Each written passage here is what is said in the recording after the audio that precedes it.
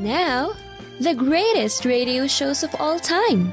Suspense. The Shadow Knows. Washington calling David Harding, counter-spy. Classic radio theater. The Great Gildersleeve. Fibber McGee and Molly. Dragnet. Gunsmoke. The Lone Ranger. Now, step back into a time machine with your host, Wyatt Cox. Good evening, friends of the Inner Sanctum. We head back 68 years to August 24th, 1954. Barrie Craig, confidential investigator, starring William Gargan, in an episode entitled Blood Money. And we thank you for joining us on this Wednesday, and you know what that means. This is the 24th day of August, 236th day of the year, 129 days remaining. In 79 A.D., Mount Vesuvius erupted and buried the towns of Pompeii and Herculaneum. In 1814, the British set fire to the White House and the Capitol, where they invaded Washington during the War of 1812. Mexico gained its independence from Spain on this date in 1821 with the Treaty of Cordoba. The North Atlantic Treaty went into effect on this date in 1949. In 1989, Pete Rose banned from baseball. I gambled on other sports other than baseball. I never gambled on baseball, but I think I'm being punished pretty severely. I mean, I lost something I loved for the time being, and that something is baseball. I probably lost some self-respect, which is very, very important because I played so hard so many years to gain the respect of people. Rose would later admit that, yes, he did bet on baseball. Mikhail Gorbachev resigned as the General Secretary of the Communist Party in 1991 after a failed coup attempt against him.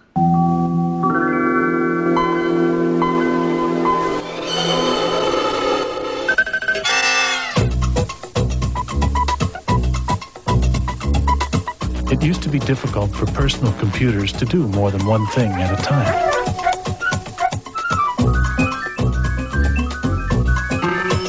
Starting with Windows 95, it's easy. Start multitasking. Start Windows 95.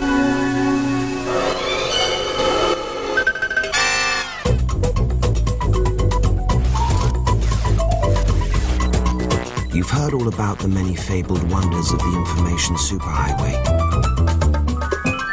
With Windows 95, it's easy to get on it. Start connecting. Start Windows 95. Some of the launch of Windows 95 on this date in 1995. In 2006, the International Astronomical Union redefined the term planet, making Pluto no longer considered to be a planet. Steve Jobs resigned as CEO of Apple on this date in 2011, and China stock market's Black Monday on this date in 2015. The Shanghai Composite lost 8.5% of its value, sending other international markets lower.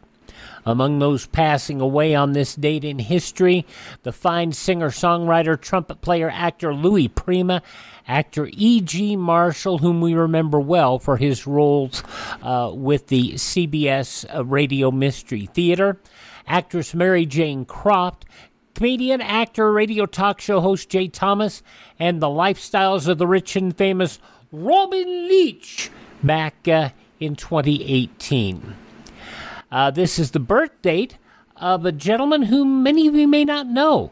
British parodist and cult caricaturist Max Beerbohm, TV personality Durwood Kirby, best remembered for his years alongside Gary Moore, and Durwood Kirby just towered over him, and that made so many funny sketches and such. Also, Dennis James, game show host for many years, and Yasser Arafat. Birthday number 84 for Mason Williams, classical gas. Also, pro wrestling entrepreneur, now retired, Vincent Kennedy McMahon, 77 years of age. Of course, one might say that retirement was not necessarily voluntary. From V for Vendetta and A Fish Called Wanda, Stephen Fry, 65. From Police Academy, Steve Guttenberg is 64. Remember him from The Daily Show and The Late Late Show, Craig Kilborn? 60 years old, won an Academy Award for Children of a Lesser God. The first deaf performer to win an Oscar, Marlee Matlin, 67. Actor-comedian Dave Chappelle, 49. From Chosen and Dawson's Creek, Chad Michael Murray is 41. And turning 34 today, Rupert Grint. You remember him as Ron Weasley in Harry Potter, who is not a fan of social media. Never really been a real anti kind of protest against it. It's just it's never really seen the use for it, really. It doesn't really appeal to me, but I don't know, maybe one day I'll get onto it, but I think it's way too late now. Do you ever go and look at other people's, or do you just almost stay away from it completely? Completely. Don't know. Yeah, never been on Facebook. Ever? No. I think I had a MySpace, like, back in the day.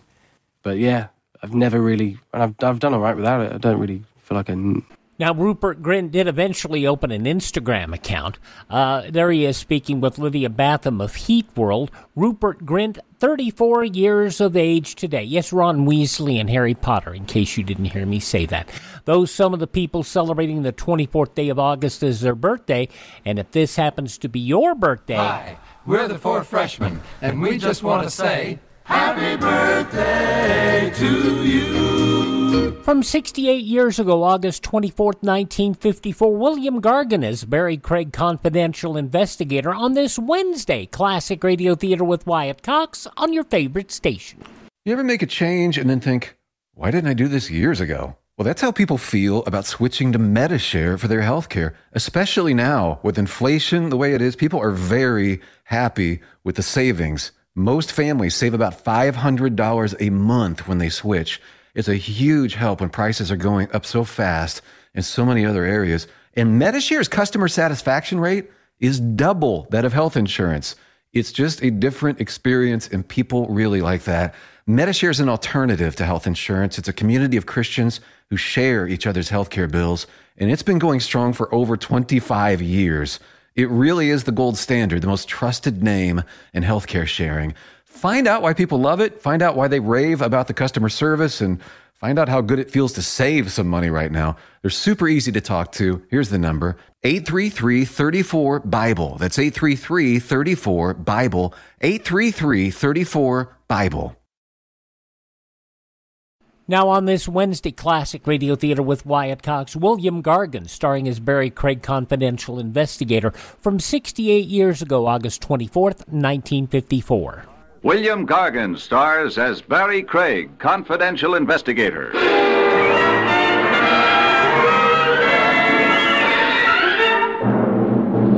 Overexertion can be dangerous, folks, but no exercise at all is even worse. Complete inactivity can only mean you're either muscle-bound or dead.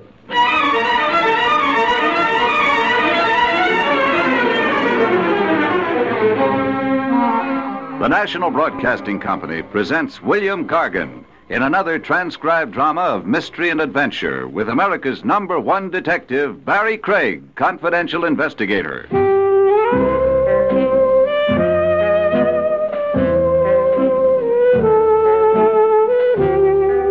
Barrie Craig speaking.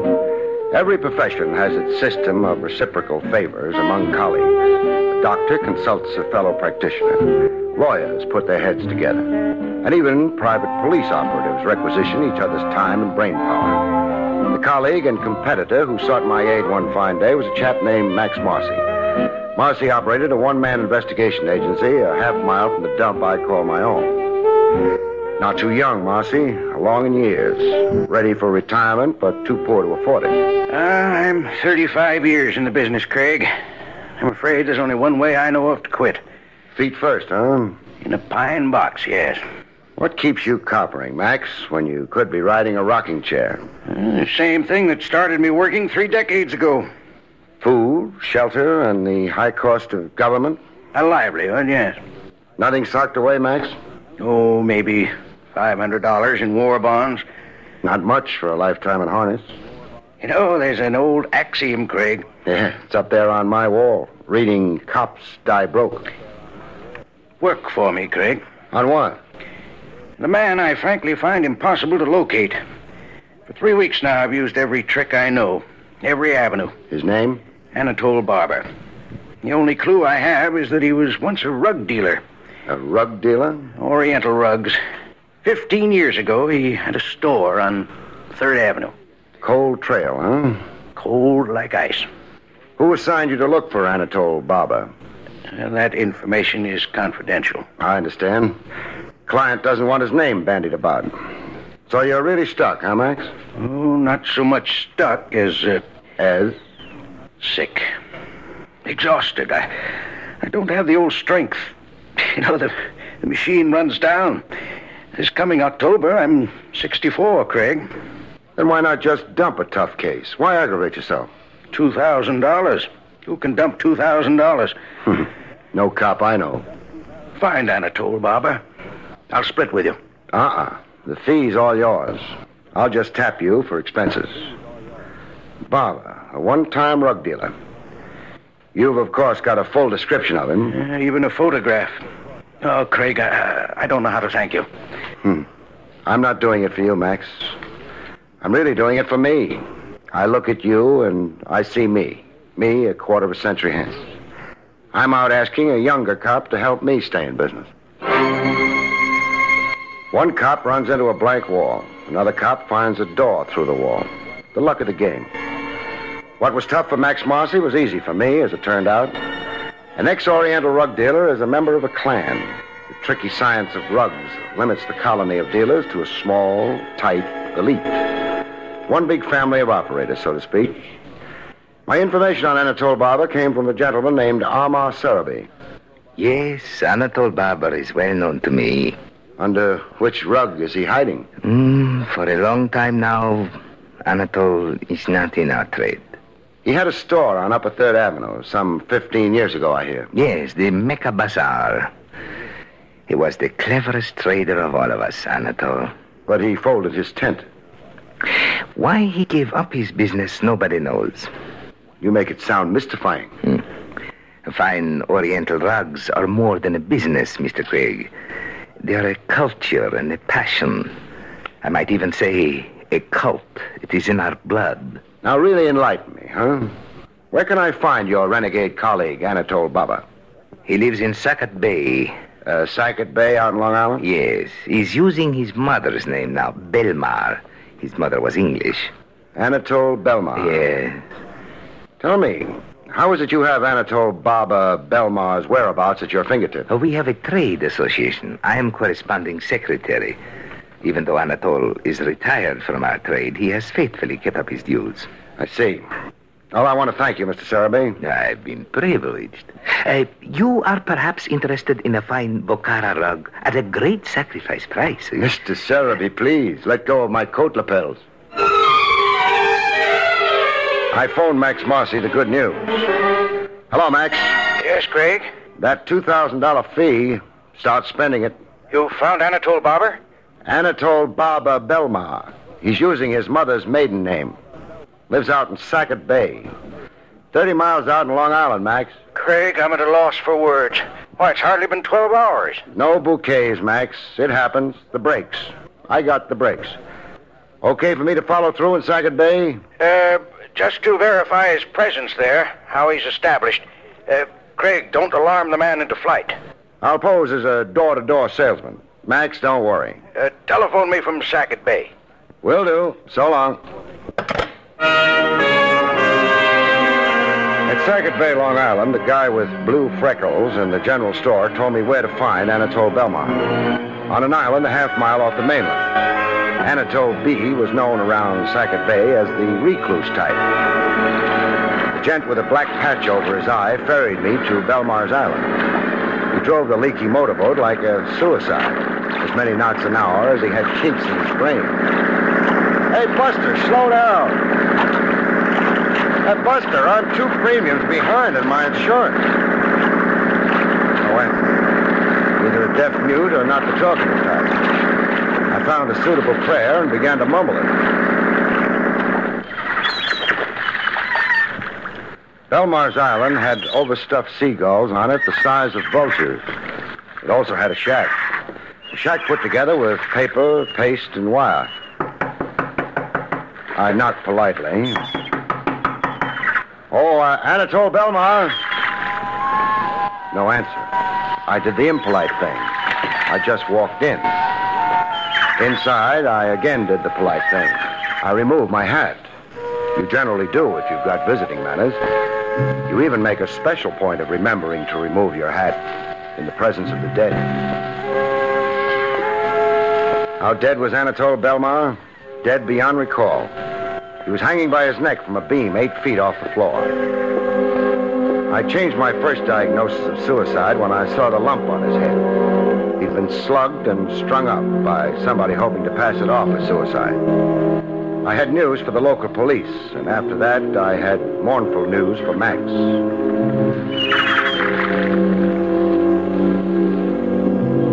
Back in Manhattan, USA, I gave Max the mournful news. Funny thing, though, Max wasn't too surprised. All day today, I anticipated just what you've now told me, Craig. You guessed I'd find Anatole Barber? Barber owed him $10,000 from an old business investment. He wanted to locate Barber so he could file civil suit. Fish story. A lie, yes, surely a lie. Max. Yes, Craig. The sad truth is, in finding Anatole Barber, you gave an unwitting assist to a murder. Also, to give credit where credit is due, so alas did I. We were fingermen. One other thing, Max. What? This alias Alan Merritt. Even with the traceable signature on that retainer form no longer worrying him, he's still got a loose thread dangling. A thread that can become a hangman's noose. What thread? You two ever come face to face? You can identify him. I can, yes. Are you reading my mind, Max? Yes. This alias Alan Merritt, to really be safe, he must also kill me. That chance meeting face to face, somewhere, sometime, fate's little irony. Your client must right now be fretting over it. He'll try to kill you, Max, and that puts us right back in business. Or puts me in a grave. To get at you, he's got to show himself. He shows himself, and I nab him. Craig. What, Max? After you make the arrest, please see that Max Marcy gets a decent burial. A hearse drawn by 16 prancing chorus girls, Max. I make you that promise. In due time, the attempted murder of Max Marcy, Private Eye, came to pass. On a quiet street in the noonday sun, Max leaning conspicuously against a store window reading a newspaper, and yours truly deployed across the street, waiting and watching. The attempt came like a clap of thunder from the sky. Max was just a wee bit hysterical. Craig, look how close the bullet came. Here, see the crown of my hat. A hair singe is beneficial, Max. Helps prevent premature baldness. Craig, don't joke. If I didn't joke, I'd cry. He escaped you? Totally. He was staked out somewhere on one of the roofs. On that, frankly, I never figured. Now what? Well, we line up a second try at you. I'll have the roofs covered this time. All the men Lieutenant Trav Rogers over at police headquarters can spare. Sorry to do this to you, Max. The unfortunate thing about murder is you can't always predict where and when it will take place. We had cops staked out on roofs, Max sunning himself on the open street every day for a week. But when the second attempt on Max finally came, it came out of left field. It was in Max's office. In the afternoon heat, summer heat that dehydrated you every 10 minutes. I watched Max idle over to his filtered water cooler. I watched Max pour himself a drink. 10 seconds later, I watched Max turn colors. Craig! Max, what's wrong? Craig! I'm poisoned! Max!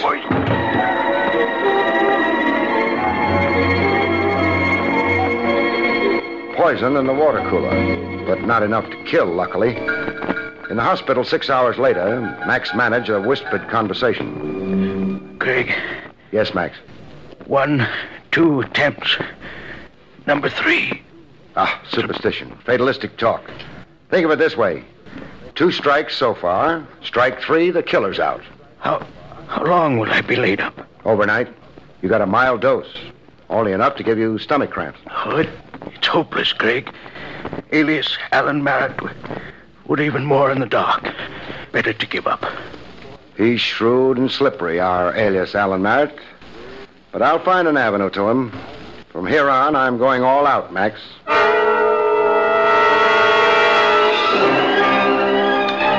For utter lack of a lead, I did next best to the aimless thing. I stopped in to admire Oriental carpets in the shop of my original contact, Amar Sarabi. Yes, I have heard the sorrowful news. Police check disclosed no next of kin, no relatives. Anatole Barber was alone in the world. How about best friends? Anatole Barber turned friendships away. He was suspicious and secretive.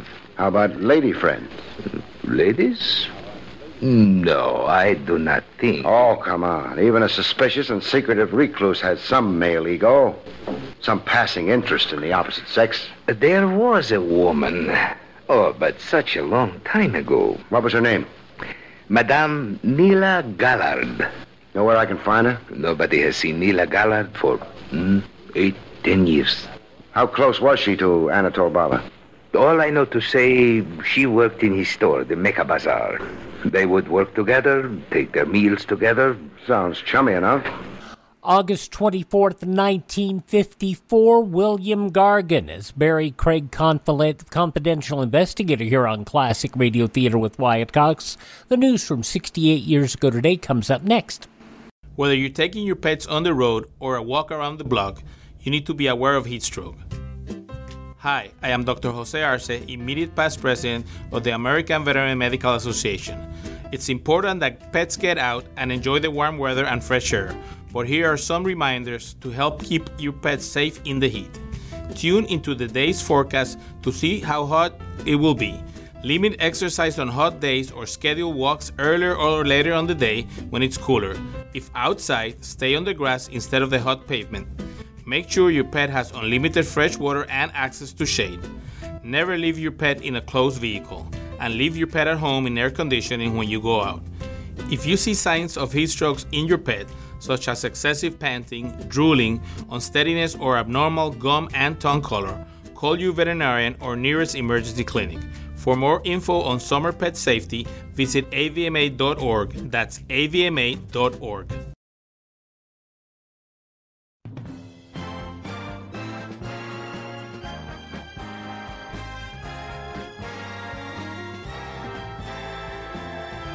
Want to spend just a moment before we get back to Classic Radio Theater with Wyatt Cox to tell you, and you know, I deal with all this social media stuff, and there's all this clickbait stuff. This is not clickbait. The sad ending of William Gargan's acting career. It would come to an end about 4 years after this episode we're listening to today. He developed throat cancer in 1958. 2 years later, they would have to remove his voice box. Gargan became an activist and spokesman for the American Cancer Society, warning about the dangers of smoking.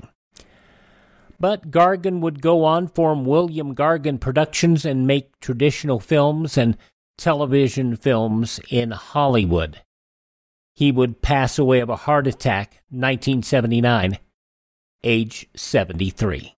All right, you are listening this hour on Classic Radio Theater to Barrie Craig, Confidential Investigator, starring William Gargan, as it was originally broadcast on Tuesday, April 24th, 1954, in the newspapers of that Tuesday, 68 years ago. These were some of the headlines. President Eisenhower last night heaped praise on the Republican-run 83rd Congress, hit again at opposition prophets of gloom and doom, and voiced confidence the voters will back his administration in the November congressional elections. In a nationwide television and radio address on the record of the Congress, which closed up shop on legislative matters last Friday, the president declared his program was good for America. The chief executive, speaking in a relaxed manner, standing in front of a TV studio desk, did not repeat in so many words the appeal he made last week for more Republicans in Washington, but he left no doubt he would like to see GOP representation in Congress increased. American Airlines and its pilots union yesterday voted to end their 24-day strike and resume flights at midnight Tuesday. The joint announcement said also pilots had agreed to continue flying nonstop westbound transcontinental flights without crew changes over 8 hours. This central issue of the dispute will be submitted to a neutral arbiter to make recommendations which will not be binding on either the airlines or the pilots. The 4 Republican members of a Senate subcommittee which investigated the McCarthy Army row have agreed on a verdict. Senator Munt, the Republican of South Dakota, said yesterday it will not be made public until after August 30th. Munt declared even to hint at the findings he said were signed by him and Senators Potter, Dirksen, and Dworshak. But Potter, as soon as the tumultuous 36-day hearings came to an end June 17th, announced he had decided that both McCarthy and the Army officials involved in the dispute had proved their charges. Admiral Felix B. Stump said his U.S. Pacific forces have standing orders to shoot before they get hit if they're approached with obvious hostile intent.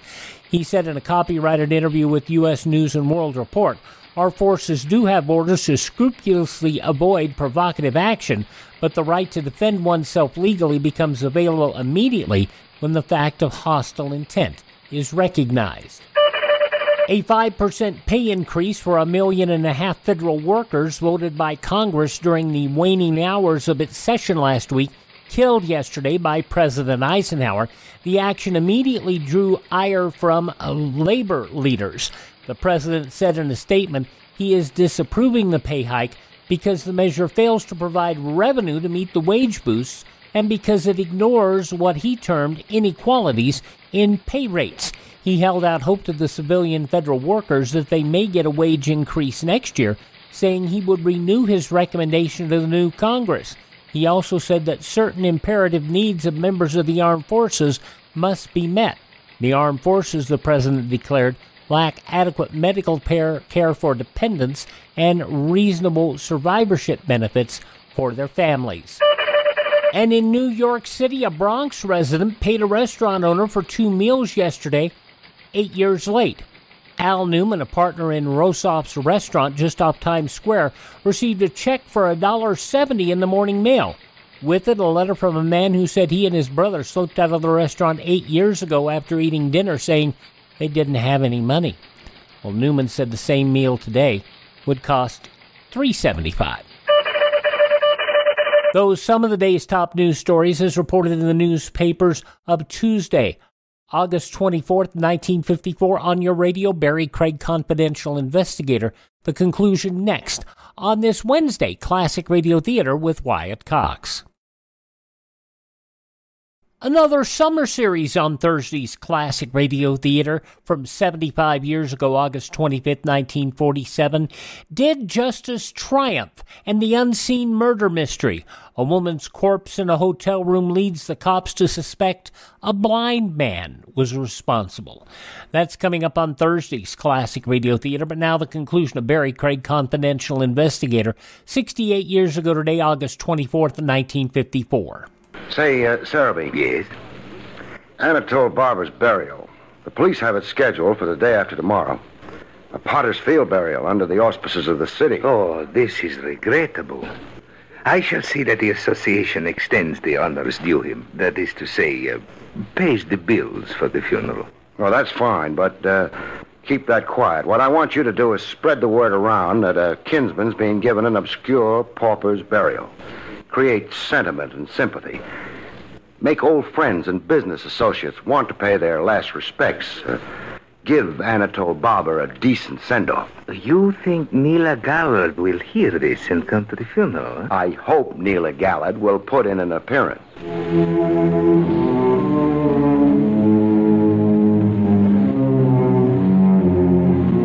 Funerals are sad, but to me, this one was a joy. I was all smiles when Amar Sarabee whispered the magic words into my ear. That woman standing there, wearing the black veil, she is Madame Neela Gallard. Some hours later, I took tea with Madame Gallard. Her home was a frame dwelling in suburban New Jersey. A middle-aged woman, once beautiful, you could tell, but heavy lines in her face now like she'd known troubled times. I knew it was a mistake to come to Anatole's burial. Now look, you're a dignified woman, so let's do this with dignity. Don't make me talk like a bad-mannered cop. I have a sealed envelope given to me by Anatole Barber. I have kept it unopened for 15 years. He wanted it kept unopened? Yes, he was afraid. Afraid of what in the end was his fate. Murder? Murder. Here's the letter. On the envelope, you will see Anatole's own handwriting. To be opened only in case of my death. You're in the total dark, making blind circles, and then a bar of clear daylight knifes through the blackout. Suddenly, you're in the know. I let Max Marcy in on the contents of the letter left with Madame Gallant. Oh, you're a bloodhound, Craig. Oh, you keep moving and hoping. You've sooner or later got the spark. Anatole Barber spells out his secret in this letter. Blackmail. 15 years of it. Anatole Barber had been blackmailing an important social figure named Win Blake. Win Blake? Well, that's very hard to believe. The man is one of 50 best-known people in the world. In the letter, Anatole sounds a fatalistic note. Right in your style, Max. He expected to sooner or later be murdered. The blackmailer's chronic anxiety. They figure the worm has to turn. The sucker must finally strike back. Craig. Yes, Max. What's your attitude at this point?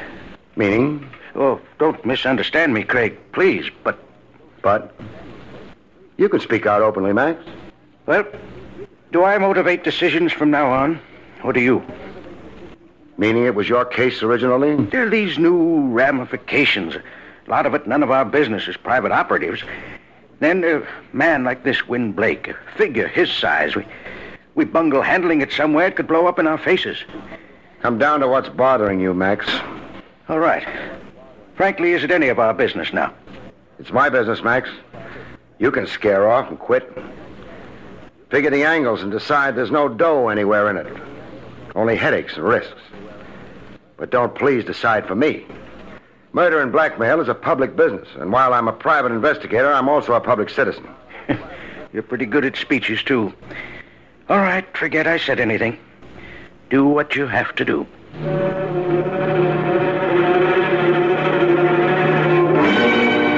What I had to do was go see Win Blake, which I did. The Blake house was not only upper class, it was the top story of the upper class. And the guy who wielded the scepter in the palace looked every inch his role in life. Gray, distinguished, with a stiff, aristocratic spine. A polished surface veneer with only one thing marring it. His eyes. I'd never seen sadder eyes. I wondered when it would be that a man just like yourself, a detective, would come to Blake Manor. You've been wondering that nightmare for 15 years. Yes, for 15 years. The ordeal of it, sir, the eternal apprehension. The ghost in your closet clanking his chains. And these days since the death of Anatole Barber, I've barely weathered them. Remorse? I'm not surprised at the innuendo. I rather expected it. Who else would care to murder Anatole Barber? I have no answer to that. Barber, a leech who's been blackmailing you for 15 years. But I paid his every demand all these years. Why then now would I want to do violence to the man? I've got a simple answer to that. You just couldn't find Barber to kill him. I did not murder or cause the murder of Anatole Barber. What was he blackmailing you for? What did he have on you? Without legal counsel, I'm not sure I... All right, I'll tell you. I was involved in an accident in the summer of 1939. Automobile accident? Yes. A late hour in the driving rain, very little visibility. It was on a downtown street. I struck and killed an elderly pedestrian. Hit and run, huh? I'm ready now to face the charges, but I was coward enough and fool enough to drive away. I let my panic override my better judgment, my more decent instincts. You see, you had a lot to lose, you figured. You didn't want a vehicular homicide against you. I just drove away. But not unnoticed and undetected as you believed then. Somebody saw the accident, jotted down your license plate number. Anatole Barber. Mm-hmm. He operated a store where the accident occurred, a rug shop, the Mecca Bazaar. He saw everything through his store window. And he's bled you ever since. He promptly closed up shop and made you his chief business from then on, huh? He extorted a fortune from me in these 15 years. When did he tap you last? 2 weeks before he died. How much did you give him? The usual periodic $10,000 in cash. I left the money in a designated place, as I always did. Barber never showed himself personally. He wasn't taking any chances. Did you hire a private detective to locate Anatole Barber's whereabouts for you? I did not. No, huh? Anybody else in your family aware of your predicament with Anatole Barber? My wife knew, and so does my son. Your wife knew, you say? My wife is dead. Oh. And your son, where is he? He lives away at his school. What's the school? Eagle University, a medical college. Stuart's in the senior class. But my son couldn't possibly have anything... How can you be sure? I suppose I cannot be sure. Son trying to get his pop out of a situation. A son nervy enough to commit the murder his father shrinks from doing. Win Blake or the son Stuart Blake? I ask you, who else would want to murder Anatole Barber? And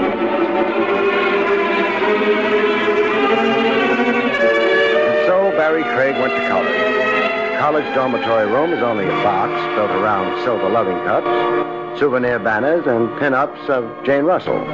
Barber was vermin. Murder was too merciful for him. Asked me, he deserved 15 years of some insidious oriental torture. Did you kill him? Did I what? Murder Anatole Barber. Yeah, sure I did. He had it coming, and I gave it to him. Nice try, Sonny. Try? Try at taking the heat off your father. My father? Look, Dad hasn't got the moxie for the job done on Anatole Barber. But you have, huh? I say I killed him, so let's not beat that question around anymore. Okay, we'll bypass that question for the time being. Now answer me this, and truthfully. Did you hire a private detective to track down Barber? I hired Max Marcy. Do you doubt that, too? Well, proof could help. Proof, huh? Sure, wait a second. There. Here's your proof. A receipt. That's right, for $300, a retainer initialed MM. My down payment to Max Marcy for his services.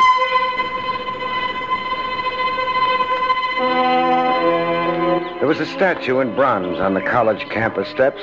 General somebody or other. There was almost a second statue unveiled there about the time I was leaving. A statue of yours truly, stiff in the joints with an undertaker's glaze on top.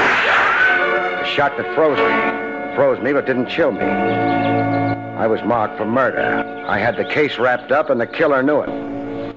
I brought Max Marcy up to date. The son is plainly lying to protect the father. That's my thought. Arrest the father. Under arrest, he'll confess. To keep the boy honest, huh? To let the son take the father's blame, that's the ultimate cowardice. It's unthinkable. No decent father would. You're right there, no doubt. I swiped a photograph of the son off his bureau top. This, Max. Handsome kid, huh? Yes, strapping. Nothing average about his looks, huh, Max? Way above average in height, size. Very distinguished looking generally. Crew cut. A break in the beak of his nose. An unusual looking boy, yes. That admission, Max, kind of gives you the lie. The lie? Oh, you mean my description of alias Alan Merritt? Yeah. Your nothing description of a man you invented. The big lie you told me. I've just remarked on the glaring flaw in your almost perfect scheme, Max. Scheme? Crime. You're accusing me? Of beating my time to Sackett Bay. Of murdering Anatole Barber before I got there. I found Barber for you. You did the rest. But, Craig, consider all the facts. Facts, huh? Facts like the phony fire you set yourself? Or the hood you hired to climb a roof and shoot at you? Or the modest dose of insect poison you deliberately poured yourself from the water cooler? All to blind me to your guilt? Or maybe the fact that you tried to kill me today on the campus steps of Eagle University? You are full of ideas, my good friend. Yeah, I am. How much dough have you got salted away now, Max? I'm penniless. Was. Until you found that gold mine of cash in Barber's shack. The fortune you knew he'd accumulated by blackmailing Win Blake for 15 years. You really tried providing for your old age colleague. Words, accusations, talk, you'll need proof. I know. A tough old bird like you, it will need an army of cops to find that fortune you swiped and stashed away. Sure, proof's going to be tough. But let's start it going officially, huh? You're arresting me? Arresting and charging you. From there on, it's up to the regular police. I've personally gone as far as I care to go. You're sentimental about me. No, Max, not a bit sentimental. Just fed up and bored. Your kind of creep, I'd rather read about you in the papers. Why knock myself out? Walk ahead of me, Max.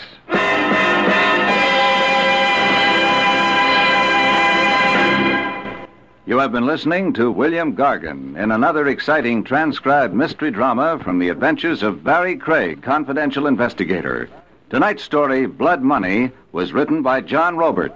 Next week, our story is titled Hay is for Homicide, about which Barrie Craig has this to say. Next week's story is titled Hay is for Homicide. And the reason for this has something to do with a hayride and a farmer's daughter. With that combination, how could it help being murder? Good night, folks. See you next week.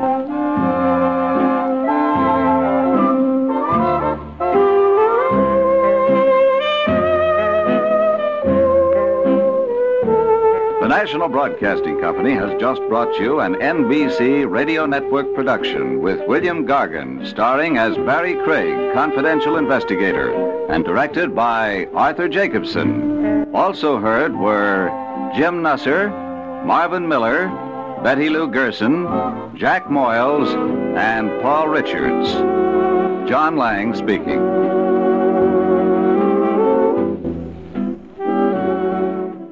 From 68 years ago, August 24th, 1954, Barrie Craig, confidential investigator on Classic Radio Theater with Wyatt Cox. Thank you for joining us today. Would you thank this station and support their advertisers? It's their kindness and courtesy that allows us to be with you each and every time you roll around here on your favorite station. If you miss a day, you do not have to miss a single show. Every one of our Classic Radio Theater programs this year are available through our webpage, classicradio.stream. At classicradio.stream, you can stream our shows on demand.